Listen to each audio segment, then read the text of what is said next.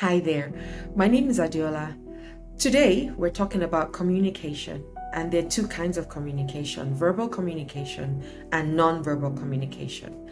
And so this is what I'll say. I'm having a verbal communication with you right now. We're talking, but non-verbal communication will be my gestures, will be my facial expressions, will be my body expressions.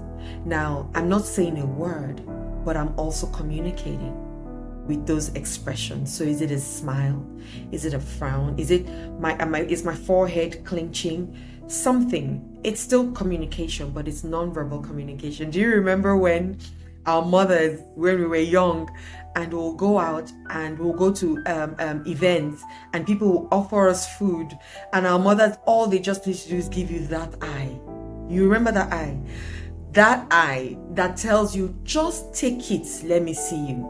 Now, they haven't said a word, but they have communicated deeply to your soul. So sometimes we used to try and ignore the eye. So when people offer you food, you don't look at your mom. You just say, thank you very much. You can give me that food. Yes, I'm hungry.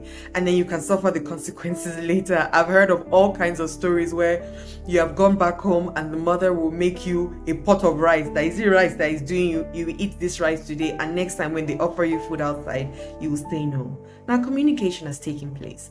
Whether she said a word or not, sometimes it's just this.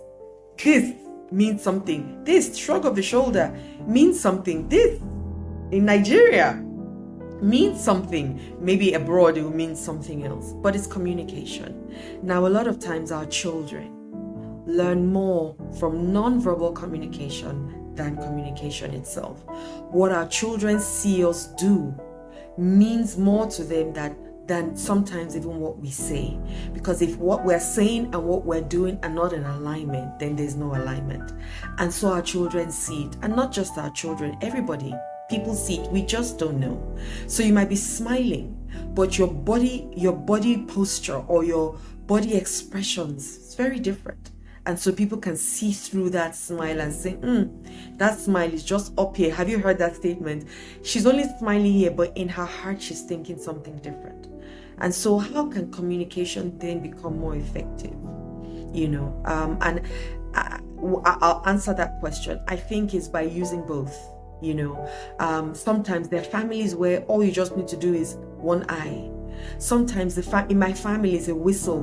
We don't call each other by name, but we call each other by whistles. And when we hear that whistle, we know one of our family members is around. How do you communicate? How do you communicate with yourself? That, I think, is now even the most important question.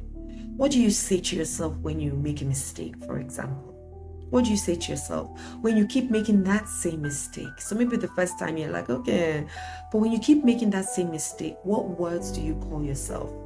I've had this exercise done with children and adults, and you should hear the terrible words that they say to themselves. You're stupid, you're foolish, you're all kinds of words in different languages. How do you communicate with yourself? Do you say negative words to yourself? Do you say positive words to yourself?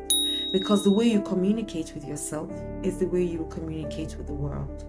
So if you're constantly bringing yourself down and hitting yourself, you're going to hit other people and bring them down. Hurt people, and you can only give what you have. So today, I say that we can have both. I don't think anyone is better. I think both non-verbal and verbal communication is important. We must actually sometimes we even need to find codes so that when you do a particular thing, other people know, or other people that you have planned it with know, and they know exactly what you're thinking or what you're doing, right? And it happens sometimes in my family. Sometimes we before you see us saying the same thing at the same time, because we've already given ourselves a particular look, and then we say it. So what are you doing today with yourself, and how do you communicate with yourself? You honestly cannot give what you do not have, honestly. So communicate with yourself nicer.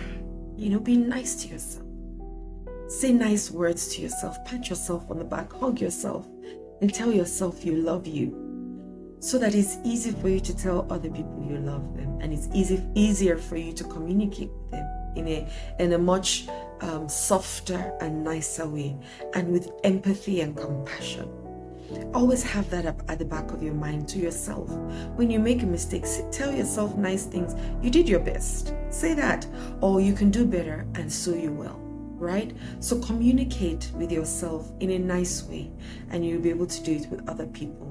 But remember, empathy, compassion, grace.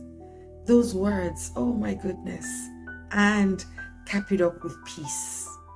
When you speak from that place, you speak from a more wholesome place, and you'll be able to be nice to yourself, and you'll be able to be nice to other people. So today, say kind words to yourself, and so you can say kind words to other people. I love you, and my name is Adeola once again.